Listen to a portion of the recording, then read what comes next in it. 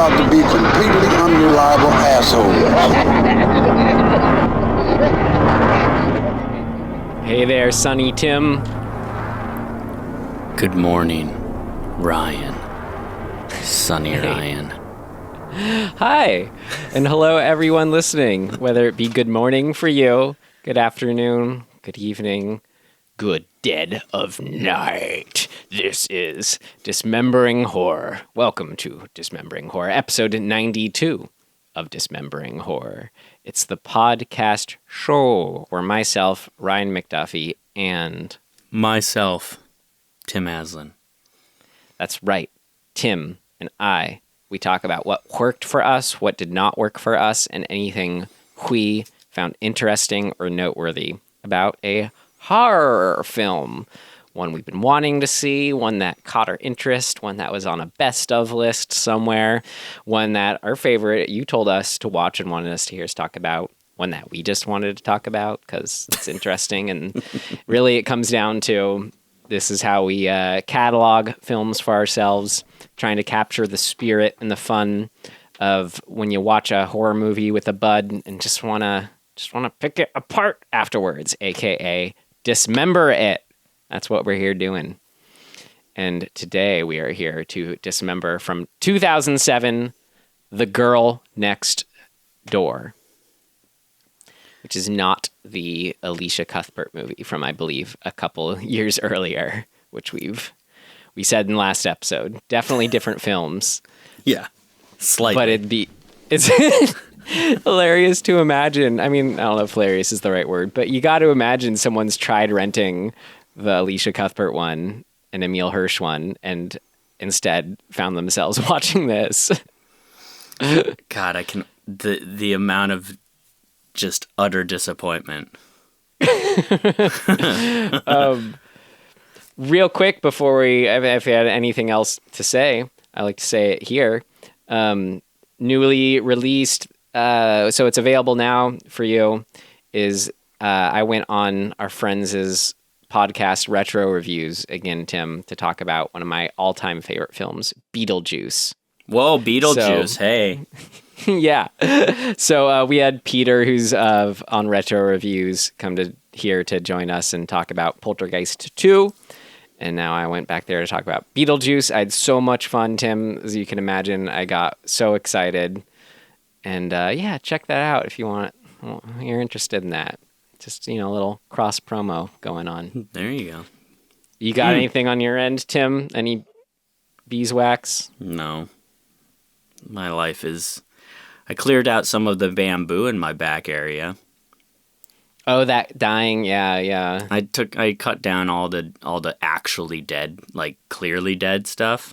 It's got some sort of disease or mold or bacteria or mite or something. Mm-hmm. Really bad soil. So I've been spending a lot of time looking at stuff about soil. Nice. For context, future listeners, that's all very exciting news when you're spending life in quarantine, and these are the kind of things we get up to. What so do a little I have context. to do? Yeah, as far as the big news in Tim's life, there are still special circumstances we're under here. I know you'll make it beautiful, Tim, and someday. I'm excited to see it. Should we transition into The Girl Next Door? The film. Can I talk about something else just to like Tim, put it off? No, which is exactly what you were just doing. I know. Tim, this is what we're doing here. We're on a mission to see and find despicable things and report back on them mission for ourselves. Accomplished. Right. Exactly. It's just sometimes you just got to take the mission for what it is. All right. We'll get into it, but I think it's interesting to talk about as far as what the heck it is and all that stuff. Yeah. So with that, shall we watch the trailer? Sure. All right. 2007, The Girl Next Door. One sound down here, and I'll kill the both of you. Nothing in my life has been right since the summer of 1958. 1, 2, 3, 4, 5, 6, 7, 8, 9, 10. Time when even the guilty displayed a rare innocence. See anything? Not even a goddamn elbow. Hold it, wait. He wants to sleep over there again. What, next door? I'm Meg.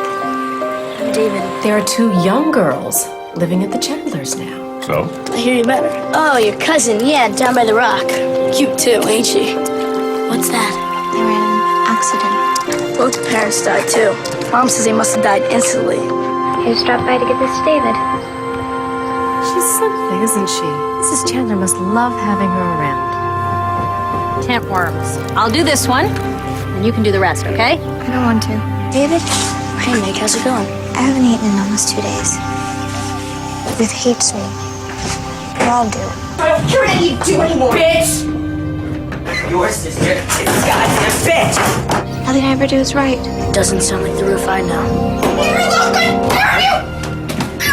Not so fun when it's your precious sister getting slapped around. Teach you to pick on people. From Wikipedia, for some context, whether you watched the film with us or not, this film, The Girl Next Door, is also known as Jack Ketchum's The Girl Next Door, and in Germany, Jack Ketchum's Evil. It's a 2007 American horror film. It's a Jack Ketchum 1989 novel of the same name. The film is loosely based on true events surrounding the torture and murder of Sylvia Likens by Gertrude Benizavetsky during the summer of 1965. But we're here to talk about the film itself. And Tim, after that bit of a trailer, I'd love to know what both of us would rate this film per our rating system. Would you tell yourself to avoid it, stream it, rent it, or buy it? And listeners know I said, would we tell ourselves to avoid it, stream it, rent it, or buy it? Because it's different. This is the worst movie I've ever seen. So you'd tell yourself to avoid it. I wouldn't just tell myself to avoid it. Like, I think that I need to punish myself for having watched it. Cool. I just don't even know where to start. So another thing, I guess this is a thing of note, but there's another movie based on this case that came out, I think, later with, oh God, what's her name? She's great. She was in The Cured. Oh, Ellen Page? Yeah, so Ellen Page. It's called An American Crime. I haven't heard of it. It's okay. I've seen it. I didn't think it was fantastic, but it makes this look, I mean, it looks amazing compared to this.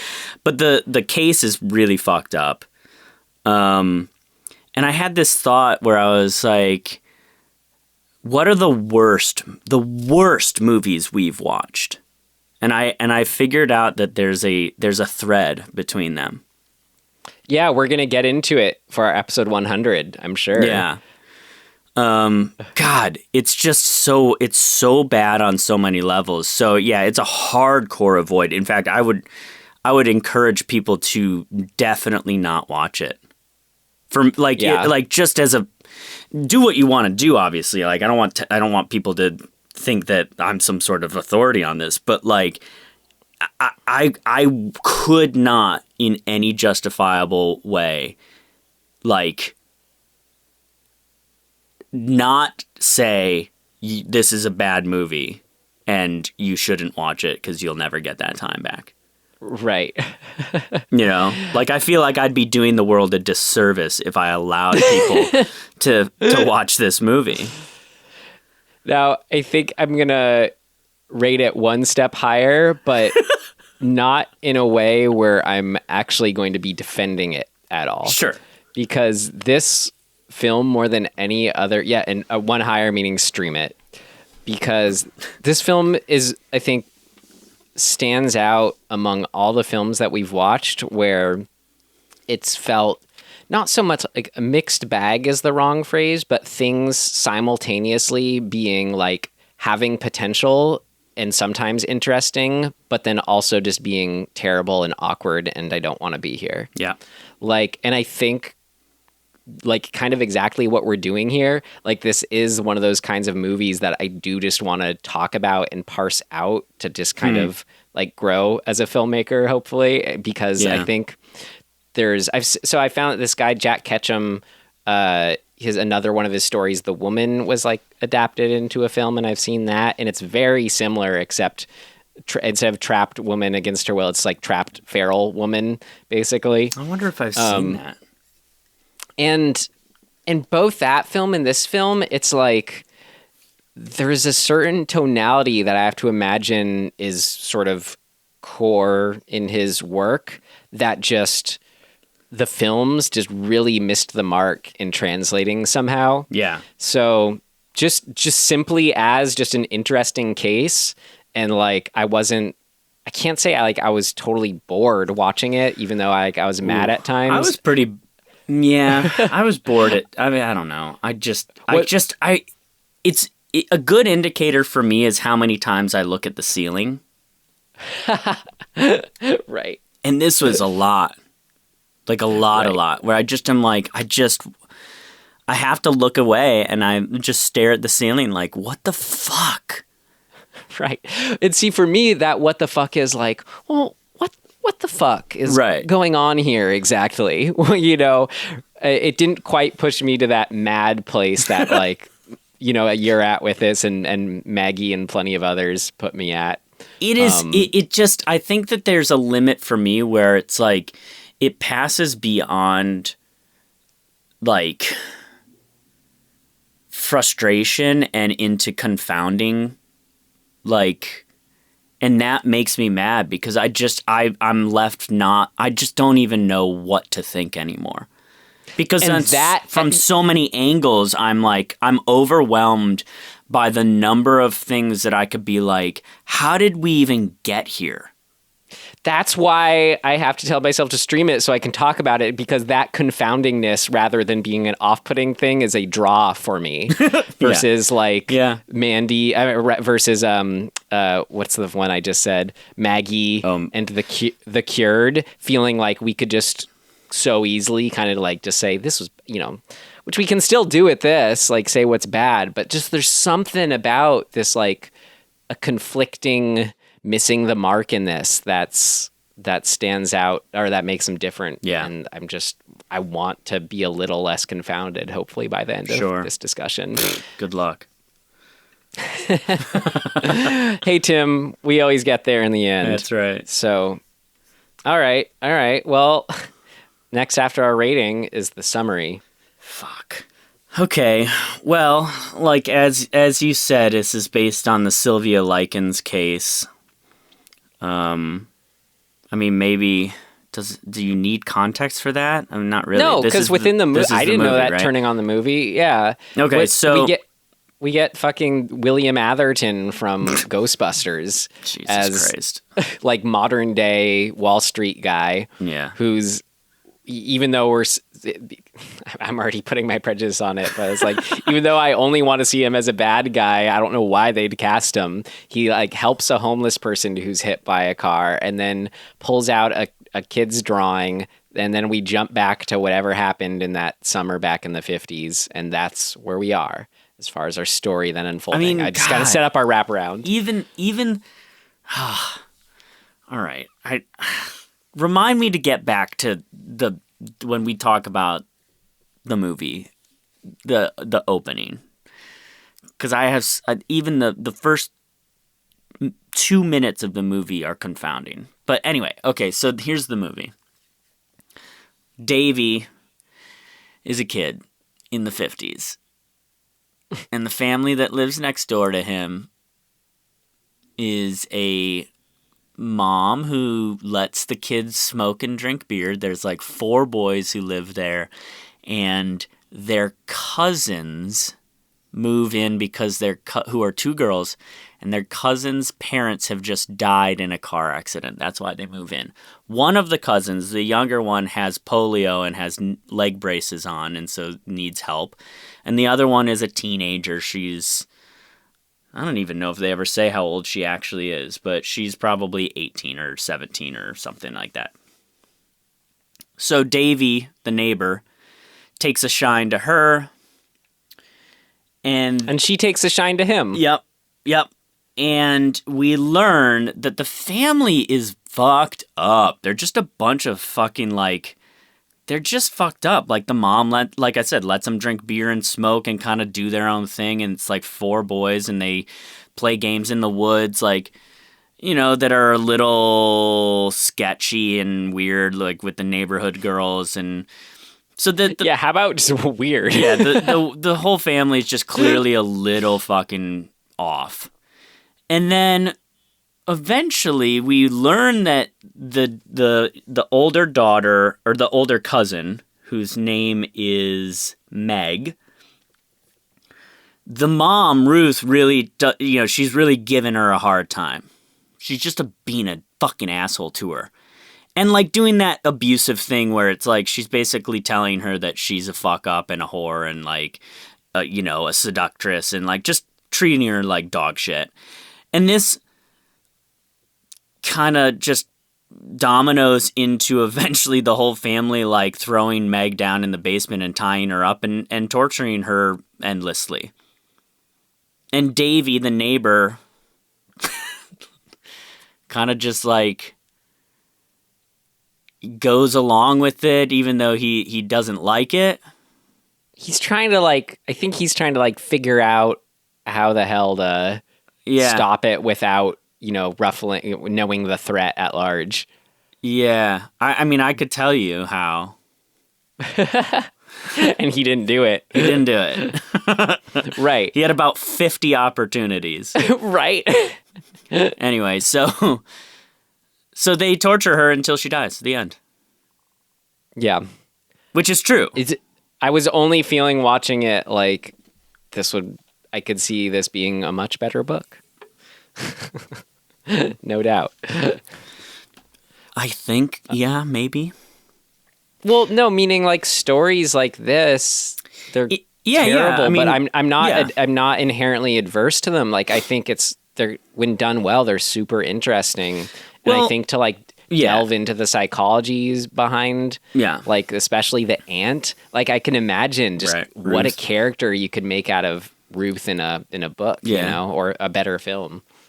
Yeah, in a better film, I think one thing you could do is not just have 90 minutes of her monologuing. Right. That's a good transition to whatever we have next. As far as a distinct did not work, and in order to get to what did not work, we have to first get out of the way what worked. So can we do that? We can try. All right. All right. First section. Here we are. What worked? What worked? What worked for you? What worked for you? It worked like a charm. Smith. What worked? What worked for you?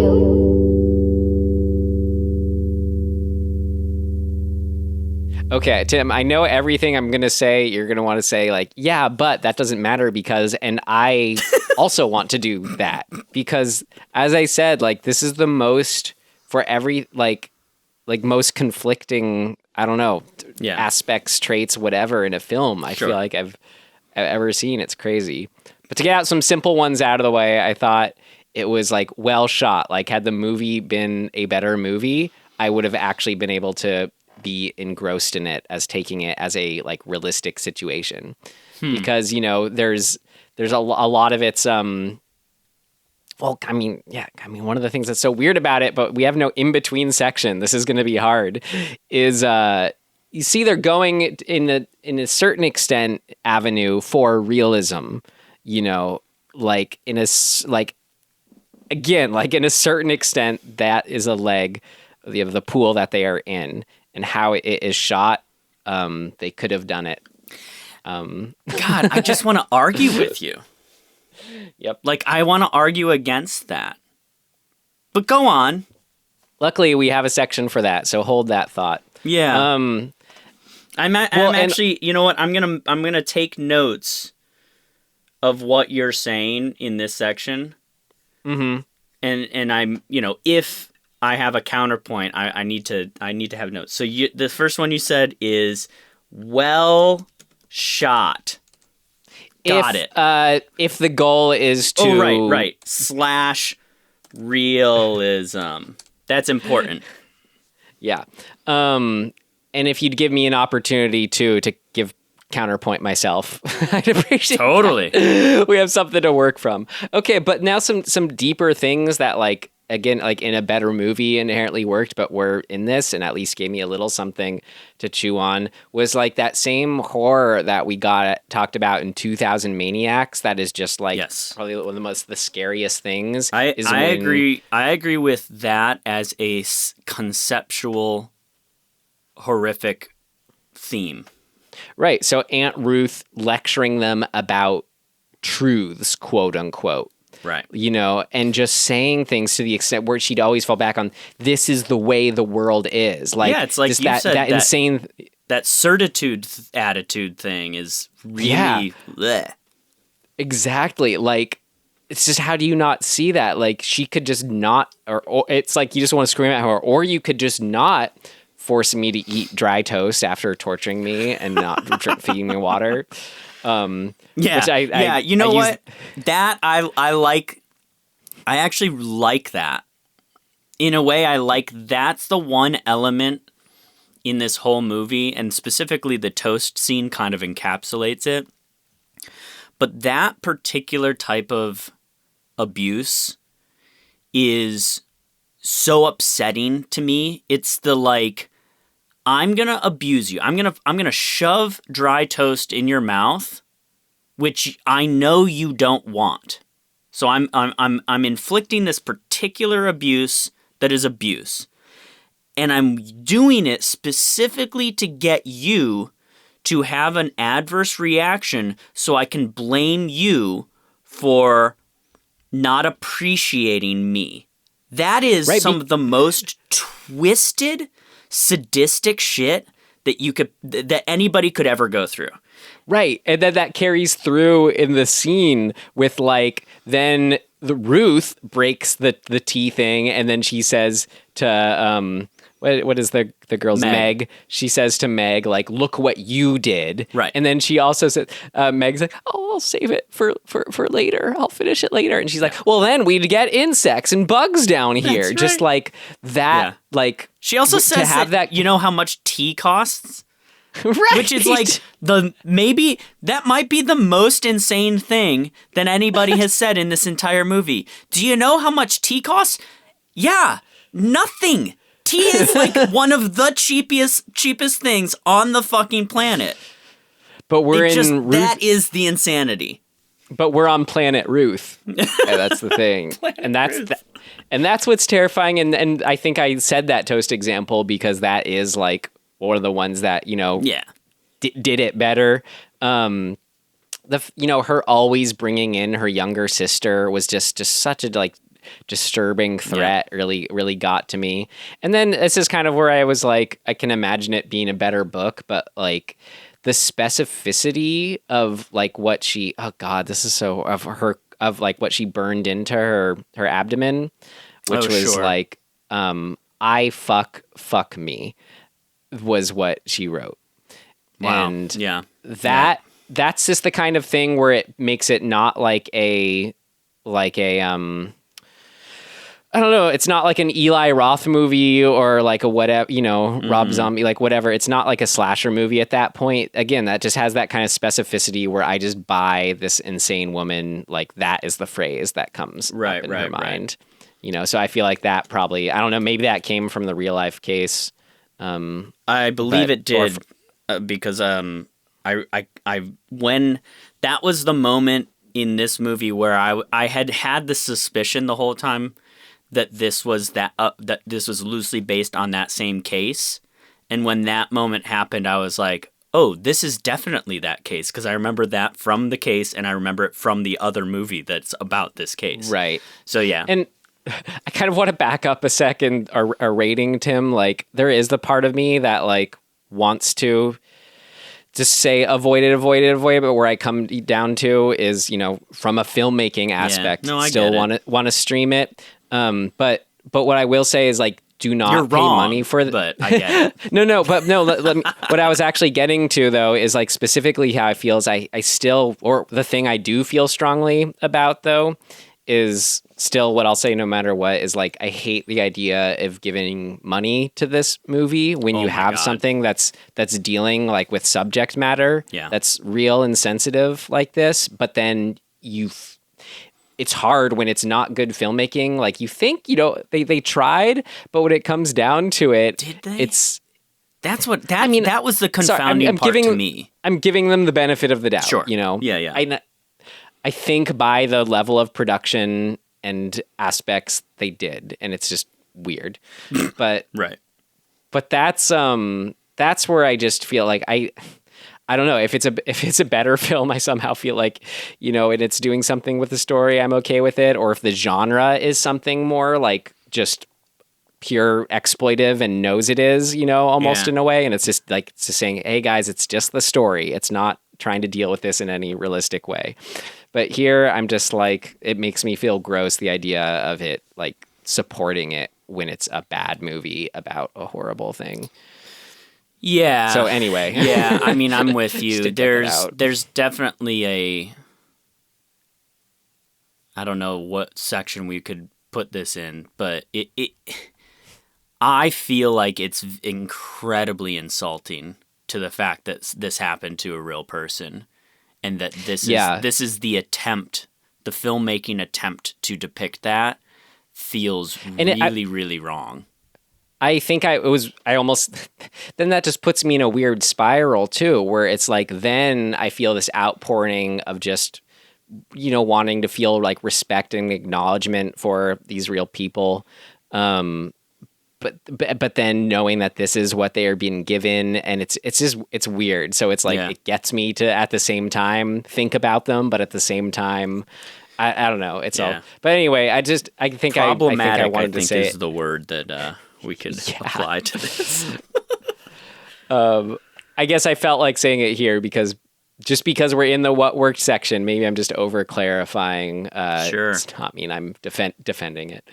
And as far as just though, I guess if films, like this are just supposed to evoke something like difficult things, of course, like dwelling on the mental abuse, this person and the sort of long-term repercussions that even David, goes through here, we see because Meg didn't live. The physical abuse, just something about it in this, like, especially got to me in like an affecting way of especially just a younger person just having their body maimed and disfigured, and just thinking like, even though, our mental scars are always with us, there's always, I feel like that opportunity for some kind of embracing and and I don't know. And when you see it happen with physical abuse too, and it's overcome, it can be like especially powerful, and like seeing them embrace it, go for whatever. But I don't know. I just, as far as, again, affecting in a horror movie way, that physical abuse is like really got to me. Yeah. Yeah. I'm going to put that on my list here. Yeah. I think here's the one sort of, it's super broad. And I don't actually think that this movie accomplishes any of this, but they're knocking on the door, I think, of a really kind of interesting thematic construct or context, I guess, which is the 50s was a really fucking weird time historically in the US. And very much like Stand By Me does, you show, or you had the opportunity to show, no, they do it, they show it, they try to show it, that there's the perceived world and the sort of the fantasized about world of like everything's cool and everything's great and nuclear family and blah blah blah, and like the good humor man gives you ice cream and it's summertime and we're kids and there's an innocence to all that. And then you have reality, which is kind of like Davy's family. And like nothing's great about that family. It's all a little strained. They don't really communicate. The parents kind of have weird world views that are at odds with each other. And Yeah, I mean, when he asked the dad about, is it okay to hit a woman? Like, right. And the dad, like, kind of justifies it, but, like, has a rationale. And you can even see in that there's this sort of, like, oh, fuck, like, the world is just doesn't know what to do with itself. And then he ends, yeah, exactly. Then he ends with, though, but David, you should never do it, ever, ever, ever, no matter what. It's like he's simultaneously trying to justify his generation doing it, but then saying it should never continue. But then which is interesting. But his ultimate point is you should never do it so that you stay out of trouble, right? Which is a weird, like, that's a weird caveat. It's not you shouldn't do it because it's inherently wrong. You shouldn't do it because you don't want to get in trouble. I actually don't remember my read on his end delivery when he said, like, but if you ever do it, was like him acknowledging it's inherently wrong. But anyway. That's in there. That's definitely in there. But there's this weird fucking caveat. I don't remember the caveat. It's in the trailer. Oh yeah. It's fucked. I mean, so all of that stuff is actually pretty fertile ground to till, theoretically. Because the third thing would be you have this underbelly, this kind of dark, real, potentially real. I mean, it is real. We know it's real. It was based on a real fucking story. The shit human beings do awful, awful things to each other. Some human beings. And that's a reality. And when you put that up against the facade of everything's just peachy, you've got somewhere to go. Like, you've got stuff to explore. And I think the movie tried in their filmmaking to depict that. So that's about as far as I can, like, commend in that the attempt is there. So the theme and trying to explore that theme works. Yeah. The execution is trash, but, like, you know. we'll get there. And some of these things actually, like, I can't mention the good without mentioning the bad, because I thought the escalation, again, like this, like all paradoxical stuff, the escalation was both fast and gradual. Right. So any moment where I felt it was gradual was the good and fast was the bad. But gradual being like when they're playing their weird game in the forest, which is like so weird, and they brought out a snake and like put it on her. That was just kind of like that subtle, just like upping an ante in a weird, interesting way. But felt like good placement.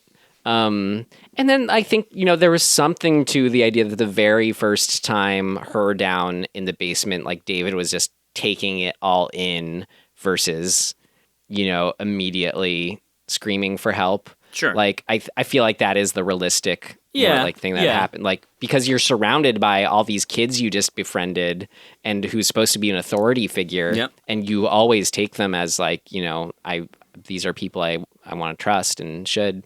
And I think that as an exploration is a really interesting place to go.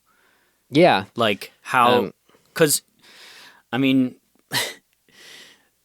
just from a storytelling point of view, if you can put your protagonist in a position of conflict that is a mirror to the conflict, that's good, right? And you can explore that. You can see because in other words, the metaphor is that Meg is literally trapped and Davy is figuratively trapped, right? That's a very straight on basic metaphor that exists in this. And that's something to explore as a storyteller. But let's explore it, right? Like you gotta do something with it. Right.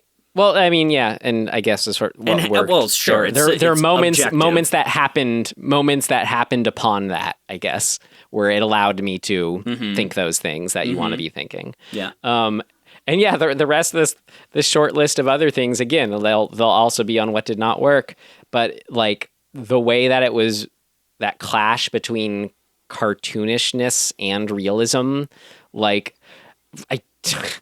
whether this is where I'm most confounded, whether it was intentional or not, is at times it worked to make me feel disconcerted in a way that I could say like, you know, was effective in a horror movie. Again, whether that was intentional or not, I don't know.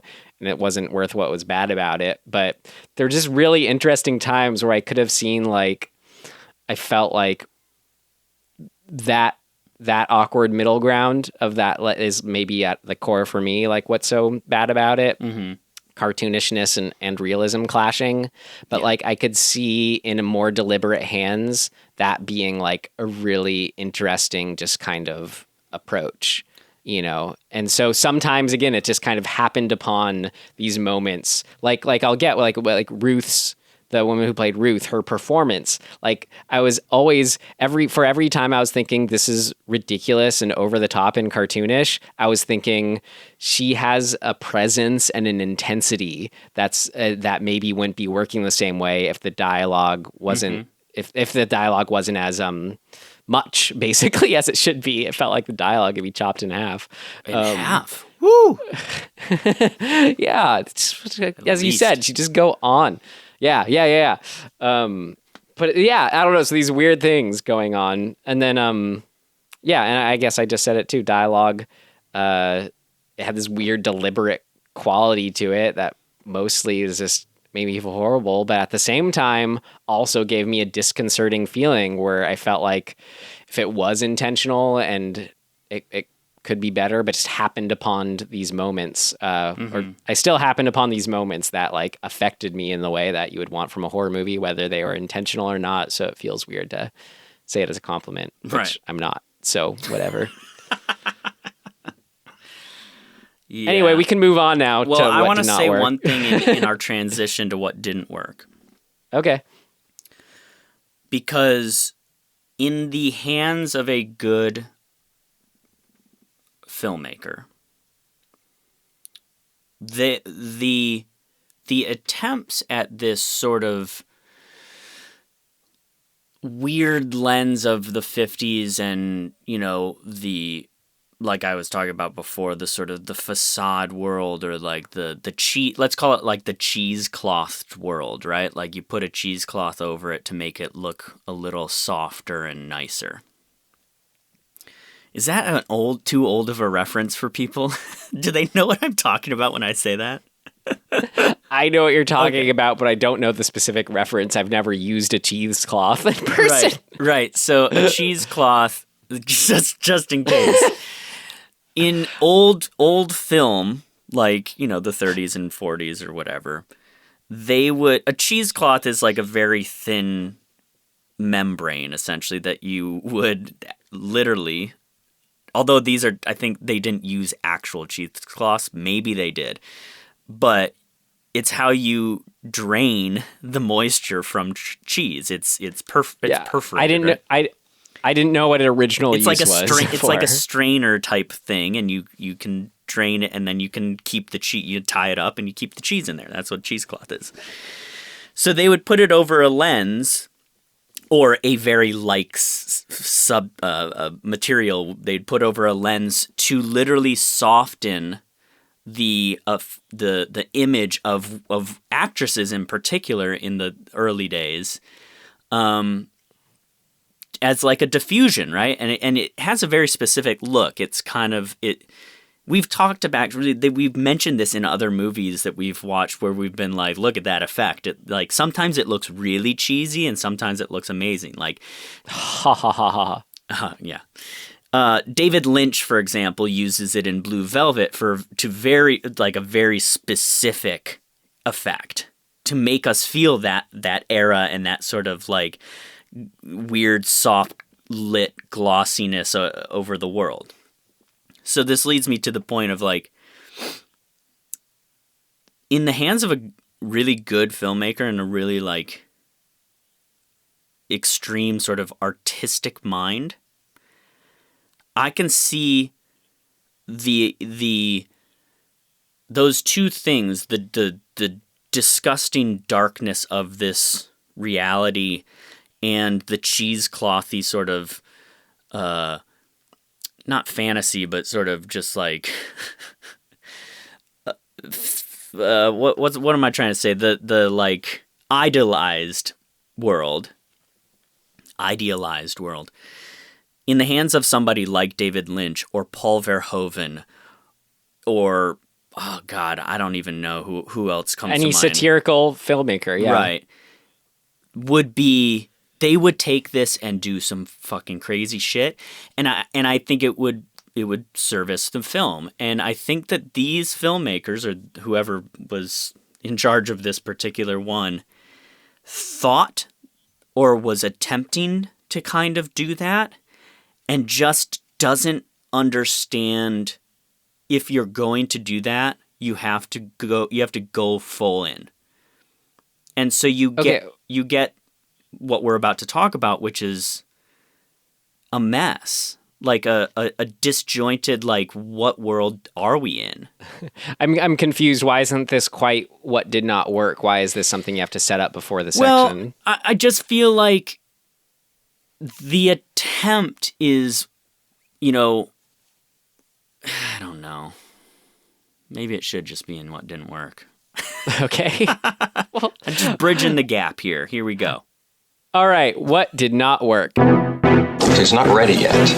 Seems to work okay. No, something important's missing. What did not work?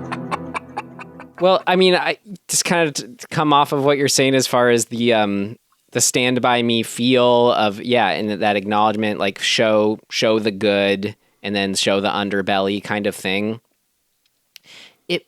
It felt like kind of like when we watched Evil Ed and you just know there's some kind of like cultural disconnect with what they're showing. Like it was the weirdest thing, Tim, and this is just on one of the levels in which I just was confounded by like why isn't this working here exactly? Like you had the typical looking kids with the 50s haircuts walking down the sidewalk drinking Cokes together. Yet I could tell it just felt like this was made by people who had no idea like what that actually was, don't have any kind of connection to it, nor do they successfully research or channel it. I don't know. It just correct. And I couldn't even tell you why. Like if you stowed me, a 3-second clip from Stand By Me, that's essentially the same of them walking and talking, and then something from this, why one would work and why the other. It's for me, it's always like the level I think of things where it's just imbuing a certain something that then is in the end product, I think there are specific things that you can grab. Yeah, such a disconnect. Like, it was for weird. example, I mean the dialogue is so not. It's such a the whole movie actually to a certain degree to me feels like an idea of how things were. Without any actual connection. It's exactly what you're saying. But like the dialogue is so clunky in its attempt to recreate an idea.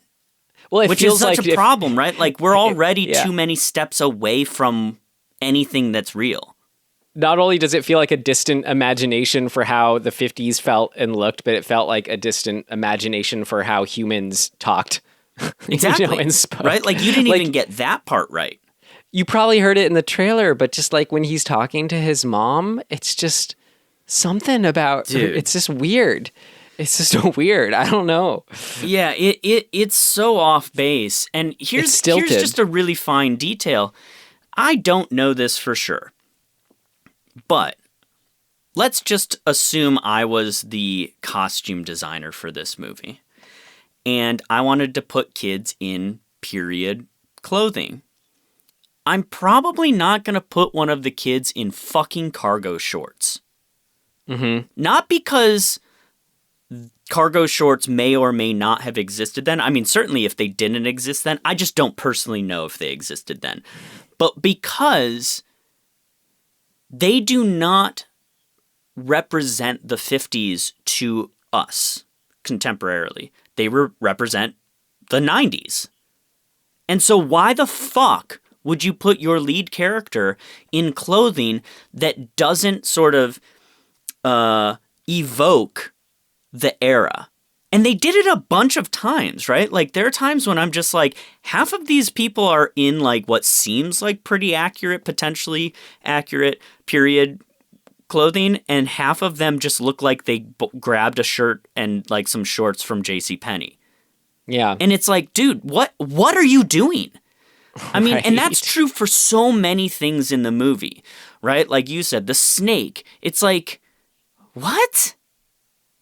It's like they just it reeks. It just reeks of impulse without any further thought. I don't know so much impulse, but as just like, oh, you know, what'd be cool is like get a snake. It's like, no, well, I feel what like kind of snake that's and why?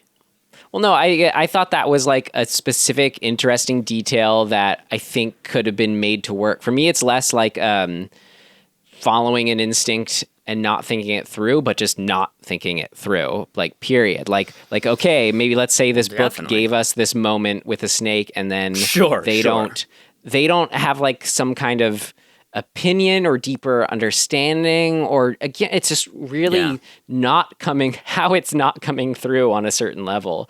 It's so fucking like half-assed and clunky to me throughout. Well, I mean, for me, it all ties. I already said it ties to me for that. It's that middle ground of it's like cartoonish yet realistic, and that's in that clash in there is just what made this so horrible. Like even David's like performance, I thought it was actually pretty good, and like same with the girls, like compared to, I don't know, the parents is all of the brothers all the are adults, horrible, right? Like they're, it's so hard to even like describe. There's this weird thing that happens in acting. It also exists in filmmaking, but in acting, God, I don't know how to describe this. What we consider bad acting, by and large, is people putting on an idea of how somebody acts. And that's not acting. That's not acting. That's bad acting. And oftentimes, if you tell somebody to act badly, they will then actually perform in a way that is more true to the circumstances. Because by acting badly, they're using their sort of instincts and just going with it, which almost always ends up being more interesting than what their idea of how somebody in the situation would act, because they're no longer thinking about it. It's them just kind of reacting, which is, I think, generally a little bit more of the root of what you can develop as an actor to become a good actor.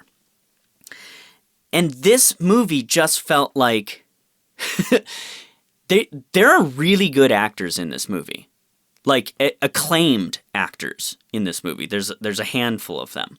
They went on to do really good shit. And it feels like a director said, stop doing that stuff. Don't do what they would the actors probably were like, this is good acting. Like, don't do that. you're in the 50s, you got to go like this, blah, blah, blah, blah. Like it's so fucking bad. It doesn't seem to me like a director if this film didn't read to me like it was a director even making that decision. It felt like to me the dialogue like was just lending itself to that kind of performance more so. Yeah, I could see that. You just gotta hear them talk the way they do. It's not like a performance choice. I'm like, oh, this sounds exactly how you'd say this horrible dialogue. I don't know. Yeah, but excessive dialogue. Yeah, I mean, that's a huge problem, right? Like, nobody talks like that. And let's say, I mean, that's not true. Somebody talks like that. But that somebody who talks like that is such an interesting character in and of themselves that it becomes less about what they're saying and more about just that they're a weird character. But this is doing the opposite. It's taking a bunch of people and saying, here's a cookie cutter idea of what a character is. Now say these lines that nobody would say anyway. Yeah. Like every time one of the kids was like, called her a bitch, I was just like, that kid has never said the word bitch in his life. Like he doesn't even know what's coming out of his mouth. And so it's just stilted and horrible. It's like the woman who plays Aunt Ruth is a fucking Emmy award-winning actress. No joke. Like, she won a fucking Emmy. For a movie about the Holocaust, or a miniseries about the Holocaust, called Holocaust. She's a very good actress. And what it shows is that, and people in the industry in my life have been saying this forever. You cannot shine shit. You cannot act your way out of bad writing. You can come close sometimes. Like really fantastic actors can just basically say, I'm just going to be me and fuck the words. The words don't matter as long as I'm doing something within myself that like is interesting. Yeah. And that is a fucking talent. There are people who can do that, but you cannot shine this shit.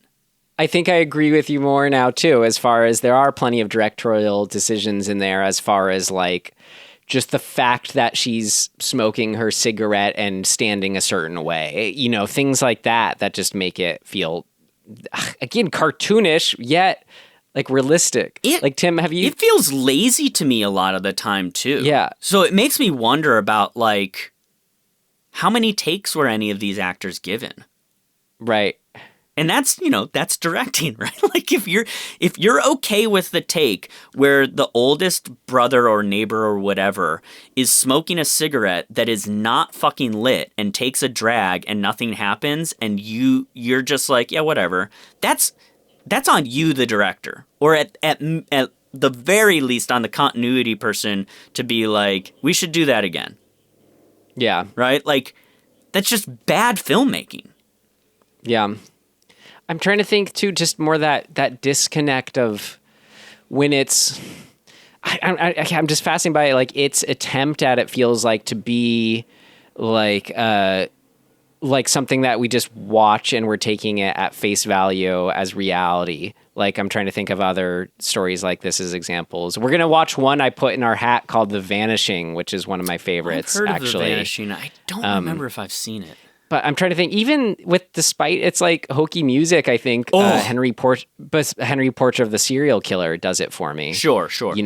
Here's actually there... Or like a Michael Haneke movie, something where it feels like it's trying to do that, but at the same time, it's just so clearly not succeeding. I think that there's a moment that encapsulates what we're talking about, which is kind of like the moment of the movie when she writes carves the words into her. The execution of that is some of the most illogical and just wrong shit.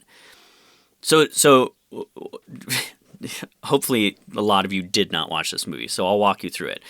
So she decides to carve, what did we say it was? You fuck, I can't remember what the fucking line is. Fuck me. I fuck me, right. So so the Aunt Ruth carves that into the stomach of Meg, the girl who's being tortured. In the execution of that scene, they take, what is it? It's like a piece of, it's like a fucking paperclip, like an unwound paperclip. It's a hairpin. Okay, a hairpin, sure. Yeah. So it's a piece of metal. She heats it up with a blowtorch or some shit? Yeah. Which, by itself, who the fuck has blowtorches laying around? Yeah. That's weird. Then, in the actual carving of it, she's not being burnt. She's being cut. Like, she's bleeding bright red blood, and that's what we're seeing carved. That's just not how it would work. Like, none of that matches up. Right. So it's wrong. So I'm sorry. I'm still thinking about what you just said. As far as who owns a blowtorch, you know, right? And it's the fact that in this movie, you and I, when she pulls out the blowtorch, you can have it so the filmmaking acknowledges that we might go, "Oh, whoa, a blowtorch," but this movie just doesn't do that, and it can come down to such specificities that how you just how it's shot, how it's cut, like all these things, but it's just not there. Why this scene for you? Yeah. Because just the idea that in the scene that is the kind of the climax of the torture in a way, even though they punt on it and they make the blowtorching of her clit, like of her genitalia is the bigger sort of holy shit. But in the execution of the carving, which is, we see it, we actually watch it happen, it is incorrect, right? Like, a heated up piece of metal would not do what it does to her stomach in the film. Like, what we watch it do is incorrect, right? So somebody was okay with that. Like, the director was okay with that. The director said, hey, let's show this heated up, like, let's show Ruth heating up a piece of fucking metal and then use that to carve words in, but carve words into her as if it were a knife cutting into her. Like, that's wrong. That's not how it fucking works. And, like, then if you can't execute it in any way that's close to fucking reality in a movie about torture, don't show it.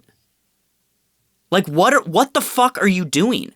Why are you okay with that? To me, it really, really, like, crystallizes bad directing. Because you just were okay with that version of it. That's fucking horrible. And that's like the climax. So I think the scene that encapsulates it for me, Tim, and it's basically what I just said as far as the blowtorch, how you acknowledge that. It is the tent worm scene. So, bro, that was my version. That was my version of why does she have a blowtorch? I freaked out when we just saw these. So I'm a California kid. I'd never heard of these things before. Where I grew up, they existed. This was like an alien creature to me, Tim. Like, it was so weird when she was just like, we see this canopy of trees with these like large, like, looks like spiderweb sacks. Yeah, except it looks like fucking Halloween spiderweb, like the cotton that you buy and for Halloween as a decoration. But I don't know that. Like, well, in real life, seen them they before. Don't look like that hacky shit. Well, Tim, there's actually 25 different subspecies of tent worms, which are caterpillars. I looked out, and that they are very varied in their appearance. Oh well, I'm sure. But anyway, so that's fine, right? If I've never seen them and heard of them, and I go, "What the fuck, tent worms?" And then she proceeds to burn them, and it's like, again, if this was, I can imagine something in the book, this being cool imagery, a neat moment, somehow metaphorical, whatever. Not in this movie. In this movie, yeah. It's like, and I'm just trying to like pick one scene as far as, okay, so you can have the realism, the side, Yeah, that if they were more going for that, that means for me the oddness of this is acknowledged in the filmmaking by an observational standpoint. It's being presented to you as this is just what's happening, and the filmmaking you can see is kind of fascinated by it, but it knows the filmmaking knows then that it's weird or whatever because of just how it's observing it. And then you can also have then, let's say, the more like deliberate, subjective style of filmmaking, holding your hand, use those close-ups, you give us a cue, be more obvious with your shots kind of thing. I don't know, music. And it was doing both, yet neither is what this film is doing. And so it just made this whole scene just be like that feeling of being confounded by tent worms. It was like I was never being held, that feeling. If that was my feeling going into the scene and the good filmmaking, it holds me, coming from that place, whether I've heard of tent worms or not, their appearance. Bro, five kids stand in a circle with fucking torches, like sticks with like resin wrapped ends. They're in the fucking, voyage into King Solomon's mine kind of bullshit. It's like a fucking episode of Abbott and Costello Meet the Mummy, right? Like those are the torches you pull off the wall in a fucking pyramid. Like what are we doing? And one kid holds one burning for the entire scene. Like he's about to burn down Frankenstein's monster. Exactly. It's confounding. It's so you clunky. Can have it makes no sense. It feels wrong. You can have though David being like just looking at them a certain way, the torches, and just being like, sure. And then it, because that actually plugs into Ruth's form of insanity. Like that's I just like exactly right. This is what I view being correct, is like taking these torches to these tent worm cocoons. Right. It's just so fucked. It's that weird thing of I imagine that they're all like, let's say there's somebody in that crew. Some voice of reason. Maybe it's one of the actors. Maybe it's just fucking somebody on set. Let's pretend you're there on set as second AC doing the clap or whatever. Okay. And let's say I'm the first AD. First AD, yeah. Right? Let's just say I'm the first AD. Before the scene even starts, I would be like, hey, Greg, the director. Why the fuck are they holding torches? Like, where did the torches come from? I'll be Greg. Do we know? Like, are we going to set that up in any way? Do we have a point of view on that? Because it feels a little bit out of place. I feel like to get somewhere here, I want to channel Greg. Can I please. do that? Okay. Oh, well, yeah, it was really interesting. It's the scene in the book. That's how they're described. It's what she uses. Right, but they describe it in the book, so we have context for it. So can we get a little context for it in this scene? No, context would ruin it. It's supposed to be weird. This is just how Ruth is. Yeah, but we don't know that as an audience. We need to connect the dots a little bit in this scene. And we have the scene. The scene is really wide open. We could do whatever we want. So do you want to maybe we get a close-up of David kind of like looking down at we could do an insert. We could have him looking at his torch and kind of being like, what the fuck? Or maybe before they even show up, we can see Ruth handing them the fucking torches and the kids kind of going, this is odd, right? Do you want to shoot that? Yeah, but you see, that's just not this movie. That would be holding the audience's hand here. See, now I just really wanted to show it as it happened. Yeah, but we're just like entering into it out of nowhere. So you want to start with the worm baskets. By the way, they look hacky. Can we fire the fucking set director or decorator? That's just how they look, man. Ugh, God. It's a fucking mess, dude. It really is. I feel like it's just a director being like, no, it's fine. They'll get it. Well, yeah, which then At least me too. I don't think the director had any interesting opinion on anything that happened in this real life story. We talk about this a lot, right? It's like, you fucking please have an opinion. You're making the movie. It's your movie.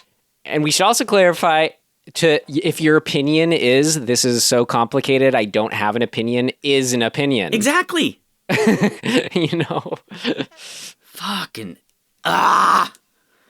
Well, what about those points that I brought up earlier? Well, I kind of covered one of them, right? Like the branding, just the incongruity of that is mind-boggling to me.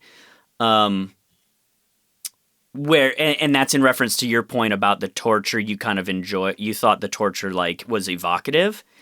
Mm-hmm.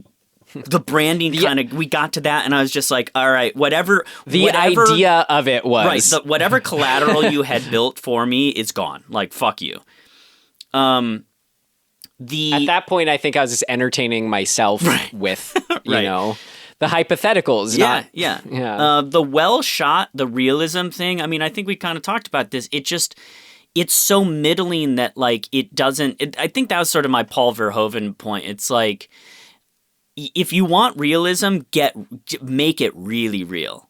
I'm literally talking about the visceral quality, not the shots or whatever. Okay. But because I think it's just shot like the setups and the angles and the fucking lenses most of the time just are so nothing. Well, sometimes that so nothing lent itself to what was I think non-intentional, but still lent itself to an observational, stance. But it was really just, I think I just tuned into seeing that film grain and some film artifice. Sure. And then you had some lovely dusk shots. And that just was, that was enough for you.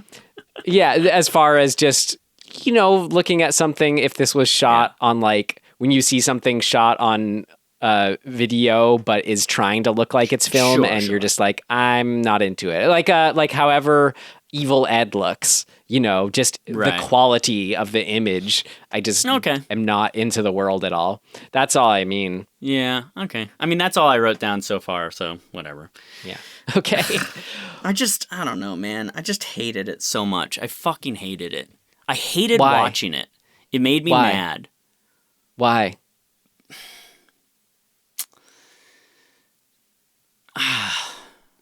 Because it's just bad. Why is it bad? I don't believe that this filmmaker has any actual grasp of fucking reality. And so what happens is you get, kind of what you're saying, you get this weird cartoonish, at a distance. I mean, literally a lot of the shots are just The Room. I mean, just the script is fucking awful. Oh yeah, actually that was, remember I said escalation. Problem. I said the escalations at some points it was feeling good. There's that also just feeling awful where all of a sudden she's battered beyond recognition and we never see it. It's just sort of whoa, okay. I mean, I know there's an escalation in her torture, but how did we get here? There's a whole scene where she tries to escape that we never even see. Yeah, it just feels like we skip over. What are we doing as storytellers in this? That's what that's what you picked not to show, and you kept in the script just pages of monologuing. What the fuck are you doing? This is why I don't it makes me mad, because that's what director fucking reads that and goes, yeah, man, this is gonna be great. We're just gonna fucking put the camera on this lady and listen to her drone on.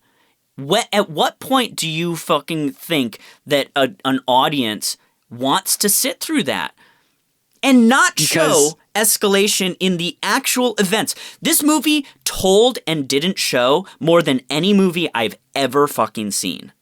Well, you see, Tim, this is the director, Greg, talking here. We got ourselves just a wonderful actress who just anytime you can just show her doing her thing, it's going to be gold. Trust me.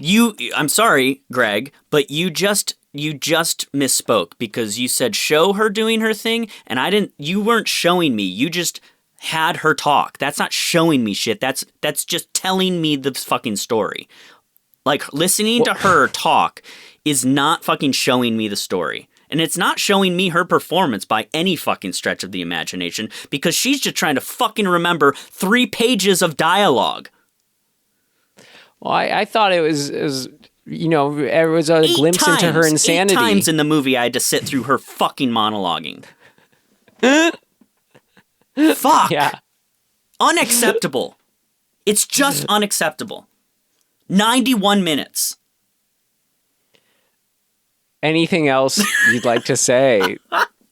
Speak now, forever hold your peace, Tim. Oh my God. I want to...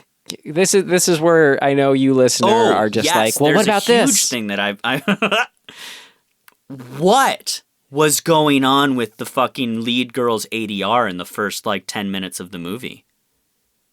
Oh, yeah. I checked. I'm like, wait, was this originally shot in German or something? Dude, it is some of the worst, most bizarre shit. It doesn't even sound like her voice. It sounds like they hired somebody to do a voiceover for her in a more girly voice, because she, in actuality, was a little bit older. Well, yeah. And then at a certain point, then it becomes her actual voice in the movie. So what was going on? This, though, Tim, it's such an interesting beast. Anything non-technical more, you'd say why this just did not add up to you, for you. Here's why it didn't add up to me, because William Atherton doesn't fucking just kill himself at the end. Yeah. Oh, and those opening that voiceover narration just felt so. Blech. And the end voiceover narration. When you move from one medium to the other, this is a book that you're making into a movie. It's actually two things removed, right? This is somebody's real life story that was made into a based upon novel, so they've changed. It's not trying to actually be the real story. It's just taking elements, and then you're making that made up version of a real thing into a movie. Made up version book of a real thing into a movie. It felt like the script was literally they just took the actual fucking dialogue from the book and just said, here, just do that. That's the script. That's the screenplay. Yeah, exactly. That's not how it works. It never, ever fucking works. Know your medium, yeah. That may be more than anything why this movie fucking sucks. Because it just... It's like the shittiest attempt at taking one thing and turning it into its own thing. It's just fucking garbage. Yes, but Tim, stop it. I believe that's your name.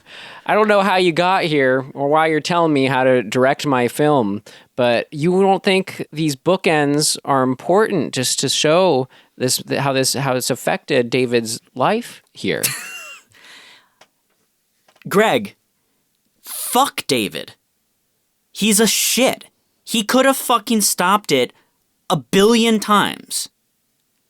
So I don't feel sorry for him in any way as an adult who, by the way, William Atherton, rich fuck who lives in New York and has a really nice house and sits around and sips on some fucking cognac at night. Fuck him.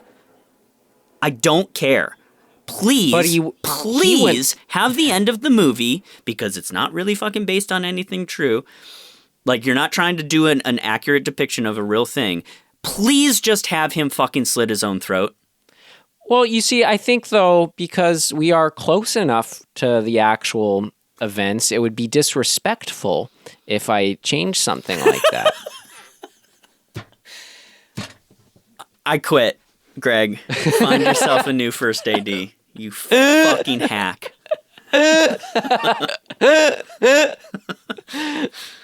Oh, God. I like this game. Unacceptable. Okay. Well, I think we've covered it, Tim. Yeah. I mean, I keep wanting to delve, but I feel like, well... Where? This I feel like this accomplished something for us, and we will continue to sit on it, and I feel like it's a good lesson learned, which is why I'd tell myself to stream it. Again, this isn't a void film for me, but I would tell myself to stream it to figure out what this is, what exactly what we're just trying to do, which you listen to. Thank you for being here. Yeah. Okay. Should we move on then? Yes. All right. Last section. Not quite done with Girl Next Door because we got to see if there were any things of note. Things of note! This should be interesting. I mean, Tim, you know, I gotta love him, but he'll steer us right or he'll steer us wrong. I'm sure it was Stephen King's recommendation. I knew you were gonna say this. Fuck. Put on here, Stephen. So I'm mad at you already, and I can't remember why, but it's because you did this to us once before. He recommended, well, the one that I know was the other one, kind of like this, the rape revenge movie. But I thought that was, you know, that was solid. The house at the end of the block street corner remake. Oh, no, that's true. He did like that. He was right about that one. Last House on the Left. There's another one. There was another one. What the fuck was it? Whatever.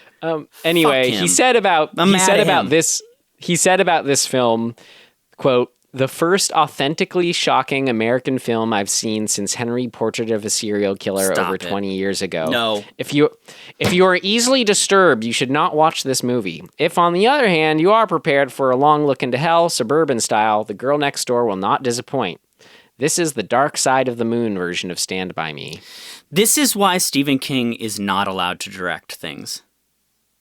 I mean, really. Or puppet direct things. Right. He fucking does not know what good film is. He doesn't know. He's just one of those people. He's the guy, I would equate him, he's like the guy who, he's like a theater goer. He loves musicals, and he goes and he sees like the latest incarnation of Singing in the Rain, and is like, oh, I love it so much. It's like, fuck you, dude. It's that's shit. Me, Tim. I love Singing in the Rain. Yeah, and I the would good totally version. go see it on stage. Oh my God. I'm so just... Fuck! No, I think it's interesting how he seems to... Here's the thing, like we touched on this before, like how much... It's hard because we want to like put blame on him, but at the same time, I could see someone in his position putting the blame on us, like, you couple of snotty film, like whatever's, like you can't you care about all this stuff, like, God, look what was happening. What about this scene? What about that scene? Like you're like looking at pure content. I don't know. It's interesting to me because like there's again it's that divide of like what takes you out of a movie, or even more so than that, when can you just take something as face value as if you were a kid watching it, and if you are like a film person like we are, that's a harder threshold. But that's what makes movies better, is if movies can still reach us snobs, you know. But I would say Steven but I said that too. But Steven, nobody liked this movie. Nobody saw this movie. It didn't make any fucking money. Not that that's like the be all end all metric, but like there is no metric that suggests that this movie is good. There none. Well, Tim, and this also, is Steven. Shut up, Steven, I'm talking. Also, it didn't make me feel good. Good movies, whether you like it or not, make you feel good, right? Like, make you feel something, like you enjoyed them. I didn't enjoy this. In fact, I fucking hated it. In fact, I wanted to fucking hang myself after it because it was so bad. So that's just an actual visceral response, right? Don't tell me that that's just the fact that I had a response that means it did its job, because fuck you. That's not how it works. But Tim, what about my friends Cam Williams and Scott Weinberg's response? Did their response not matter? Do you know what they said about this film, Tim? Oh, God. Scott Weinberg of The Horror Show says, "It's a dark, harsh, sometimes powerfully unpleasant film, but it's also very well made." Steven, just so you know, you don't get to cite critics as your source of like whether or not something is good. You of all people should know that. But then there's also Cam Williams, who said, "A super realistic horror flick that's so relentlessly disturbing it's likely to trigger debate as to whether the filmmaker might have left too little to the imagination." 4 out of 4, says Cam Williams of Leader Newspapers, New Jersey. The thing is, though, they're just individuals like us. Yeah. Like, we're different realities at the same time. But I think what you're defending, and I think one of your skills, Tim, is like there's a matrix of realities. It's as like a Ken Wilber thing of like the individual subjective, the group subjective, and then like the individual objective and the group objective. Sure, yeah. And those outer ones and group ones, I think, it's kind of what we're talking about here, but we can't, at a certain level, still, you can't ever invalidate someone's experience of watching something. No, definitely not. No, I totally agree with that. But what you can do is you can aggregate the methodology and the impact of good storytelling, because it's the one constant we have as humans that has not really wavered much throughout all of history.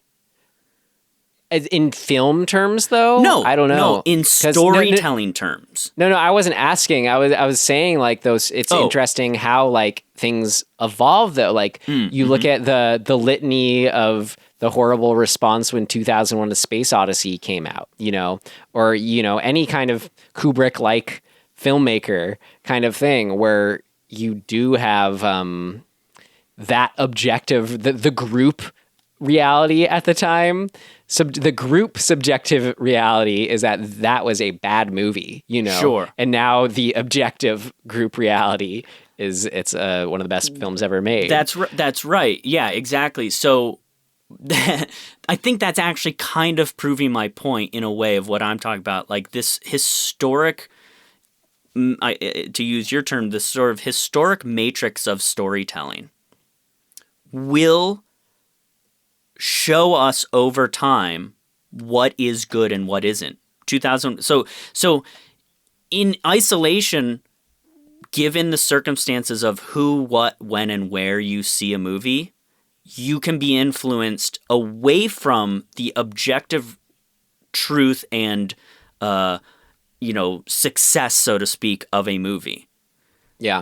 But over time, you can pull back and see what holds up despite that.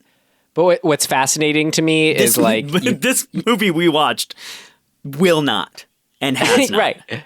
What's fascinating to me, though, is you can have, like, let's say Mr. King is here, and, he's, like, you lay out all these, like, valid, what you're saying, why it's not going to be a classic critiques.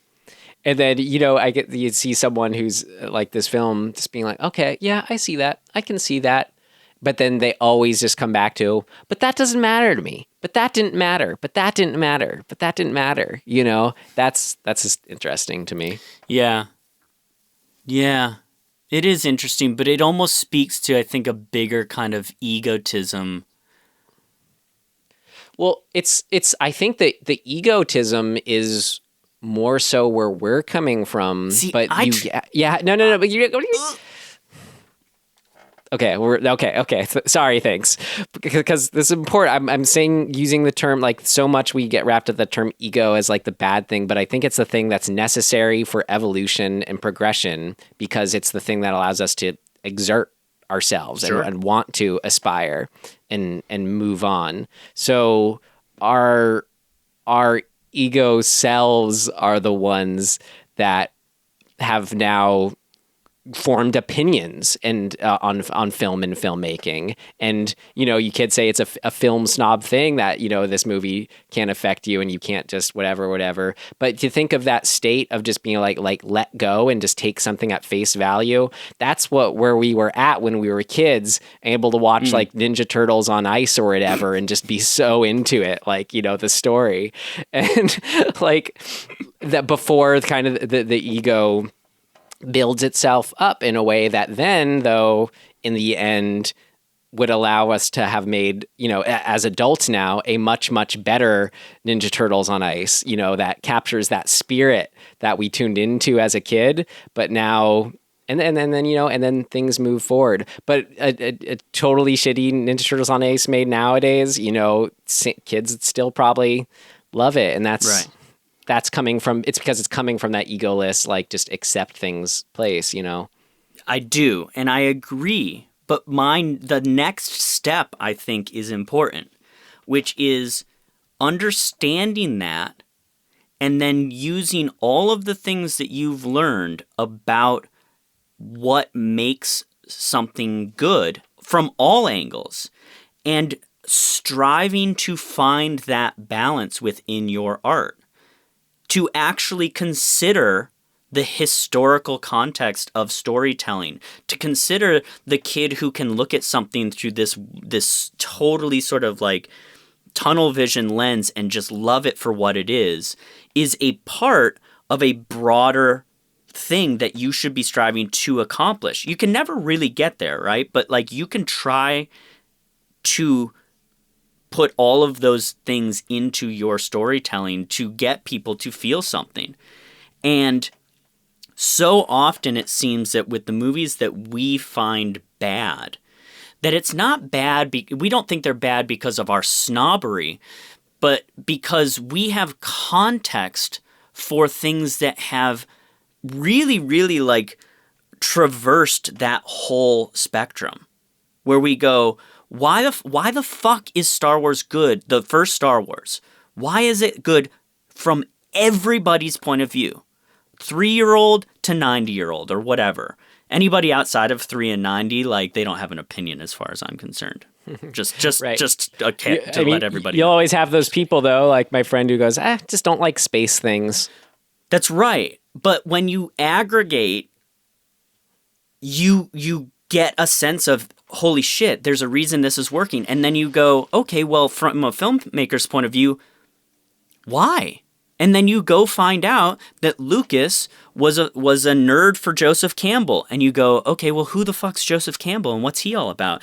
And you read The Hero with a Thousand Faces and you go, holy shit. Like, this movie has the storytelling of humanity in it. Maybe that's part of why it's fucking good. And it's not the only reason, but it's a fucking big reason. So maybe try to strive for something like that, where you actually consider the context of historical storytelling in your fucking storytelling. I just can't help but think when you talk about Star Wars and go, Joseph Campbell, because this film has humanity in it, I just think of like Boss Nass in episode 1. Just like, how do we get? Oh my God, I know. Here to here. I know. It's because a bunch of other people who had really, really fucking fine-tuned outlook on filmmaking were around George to say, you're close, but like keep working on it. Here's where I'm at with it. This is to title back how we're just operating on all these different levels of reality. I saw episode 1 at the perfect age. I will forever like just love Boss Nass doing that. And for me, that is like just humanity incarnate. And I love it so much. To tie it all together. to loop it back around. That's fair. when a film critic says a movie that is objectively bad is good, I just want to be like, bro. That's why we're so careful on this show to set up like, this is what we thought. This is definitely, you know, but when you read these pull quotes from a critic, this is this. This movie is this. And trust me, it's this. Yeah. Yeah. I mean, at the end of the day, I would even concede that I'm not saying that this movie is objectively bad. I'm saying it's subjectively the worst thing I've ever seen. Well, you know who would agree with you is Neil Genslinger of the New York Times said, the kind of movie that makes you wish you could rinse your brain in bleach to wash all traces of it from your memory. That's pretty good. 1 out of 5. A couple things just on the fucking cast, by the way. Like, we mentioned a few of these people, but there are some really good fucking people in this movie. Michael Zegan, who is like the oldest of the bad dude brothers. I don't even think he's one of the brothers. I think he's a neighbor, but whatever. He's in The Marvelous Mrs. Maisel and he's like the main dude. He's an incredible actor. Like I said before, the woman who plays Ruth is named Blanche Baker, won a fucking Emmy, right? Like, William Atherton, like, good actor, we all know him, right? Like, the girl who played Meg, you know, she hasn't gone on to do anything of note per se, but she's pretty fucking good in the movie despite that weird ADR shit at the beginning. You know, I mean, most of these people have gone on to have careers. So I think to me, it sort of just suggests what we said before. It's like, you know, they probably shot out of New York based on who these actors are. These are all, you know, New York based actors. It takes place in some suburb of New York. The talent that they had to pull from and the people they brought in is maybe the only success of this movie in my mind. And I didn't recognize any of them, but again, I thought like the everything that was terrible was no fault of their own. I could definitely see not. that. Definitely not. Yeah, man. Cool. I don't know. It's crazy. All right. Anything noteworthy things for you? I mean, if we don't fucking pull a movie that I really like, I might lose my mind. Wow, that's a lot of responsibility on my shoulders. Is it your turn or is it my turn? It's my turn. And we got to do RecommenDEADtions first? Yeah. So let's get that out of the way. We're done with Girl Next Door. I recommended a movie that, talking about critics, is Roger Ebert's sole writing credit. You could say objectively, this is really interesting. It's objectively not a great film, but it's on the Criterion Collection because, and their thing is more, is it like historically significant? Actually, I don't know if that's it. Artistically significant, whatever. Anyway, it's a Russ Meyer film, Beyond the Valley of the Dolls. Beyond the Valley of the Dolls. I forget. I was looking to see if I recommended it before. I thought we talked about it at some point briefly. I feel like, yeah, I maybe mentioned it because I just rewatched it recently. I think we just talked about it in reference to something else because you were talking about Russ Myers.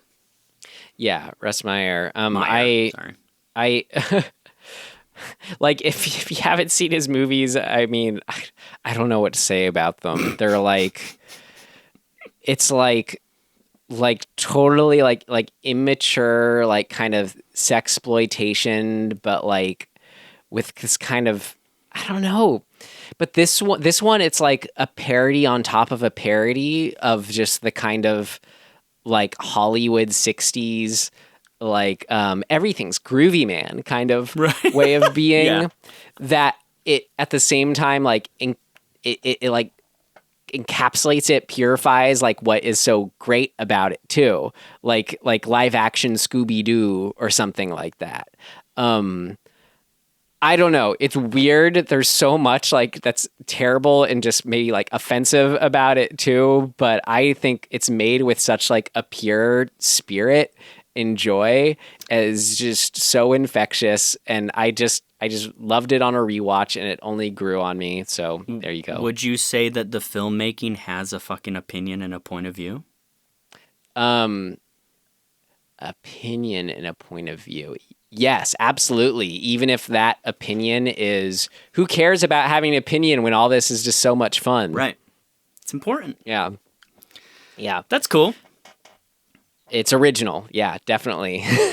Yeah. And it's really interesting as Roger Ebert's sole writing credit, because you go, this is the weirdest things I've seen. And you just like look at a picture of serious Roger Ebert and just go, that man right there, you know? All right, Roger. Yeah. It's funny. And it's fun hearing about the stories of the writing of it and stuff, all that. Cool. Anyway, yeah, it stood up for me. I can't believe you gave this movie a stream. That is for very specific reasons. I know. Which it is. It was worth having this discussion for me, and the only way to do that was to watch it, and the only way to watch it would be to stream it. Yeah. Or the only way to watch it would be to not avoid it. Right. Yeah. Yeah, exactly. So which one should I do? I have so many RecommenDEADtions now. All right, I'll do the book I'm reading. So I'm rereading Dune. Cool. I've always wanted to. I think I tried to read it, but I was too young or just didn't, you know. Yeah, my brother, who is, I'm sure he still is. I mean, if he has time, he's one of those dudes who at a very young age was reading a ton and like got very into sci-fi novels. And, you know, at various times he went through different phases. Like sometimes it was like specifically sci-fi, then he jumped into fantasy stuff and whatever, and I would kind of grab, like, he's the guy who introduced me to The Hobbit and Lord of the Rings and stuff like that, and like the Dragonlance Chronicles, and he was the one who had all, like, I don't know if he read all of the Dune books, but he read probably the first 3 at least, and he was the one who was like, at a certain point, I think I was about 17, and he was like, all right, here's Dune. Like, you're ready. Like, you like this shit. And he and I would watch, you know, we kind of were nerds for the David Lynch movie and everything, even though it's got shit in it, but whatever, it's fun. It's got a soundtrack by Toto, I think, which is hilarious. Anyway, so the book, even as a 17-year-old reading it, I was like, this is wild shit. And I really liked it. But now with like the benefit of age and context of the world and like just knowing more and like viewing the world through a different lens as an older person, whoo, man. Like the shit that is in Dune is nuts. Its commentary is just crazy. It's got all sorts of wild shit about like how governments work and like colonialization. Colonialization, is that a word? Whatever, you know. So you're reading it right now? Yeah. So I started it. I don't know, a week or so ago. I bought it, so I'm like 100 pages in already. Maybe when you finish it, I can borrow it, because honestly, it was definitely one I was wanting to read, but the libraries are closed. Yeah. And I don't want to buy it, you know? No, yeah, you can definitely. I really, really love, here's a secondary recommendation. Give your books away. Like, I know you want to read them again, but like, just give them to people to read. Like, maybe they'll return them, maybe they won't. But fucking, I feel like I've gained a lot of joy in my life from reading a book and then having somebody be like, you know, is this good? And just handing them the book. You know, like, it just feels good to do that. So, yeah, definitely. So, yeah, read Dune. So, one of the reasons I decided to reread it is because Denis Villeneuve, who's one of my favorite current directors, he's remaking it into a 2-part movie. Yes. So, and has a ridiculous cast. Fucking everybody in it is good. Cool. And I'm very excited. So excited because I think Villeneuve is one of those guys who's going to he's going to do his homework. You know what I mean? I hope so. I feel like he's made enough movies now. I'm hoping he can make it click in a way that his other movies haven't. I feel like you could be there after Blade Runner. Yeah. I mean, the Jodorowsky, is that how you say his name? Jodorowsky, that's right. Alejandro Jodorowsky. Yeah, the documentary on his version of Dune that never came about is so fucking cool. amazing. And right? I just feel like because that shit's out there and because Villeneuve seems like he's a film nerd. He did the sequel to Blade Runner, for fuck's sake. You know what I mean? It's like he obviously has a hard-on for fucking that, like, just film shit. I really, really hope and suspect that he's going to be able to pull some of the Jodorowsky... I can't even say the guy's name. He's going to be at least influenced by it a little bit. I hope. Yeah. And I think he'll do his own thing. And I think it'll look amazing. Because I love the look of his movies. So I'm excited. So that's, Dune. Get into it. Great. All right, Tim, let's see if I let you down. Wait, in what respect? My turn to pull. Yeah. Oh, Ryan! And meaning how we pull now over something how fell we're out. How we're pulling since we're socially distanced here at our respective places over video chat. I tell Tim when to stop. Yeah. All right. And stop. Oh, shit. I got like 3. Oh, here we go. Fiend Without a Face, 1958. Awesome. Honestly, it has to be good. It has to be better than what I think will improve. You know what's weird?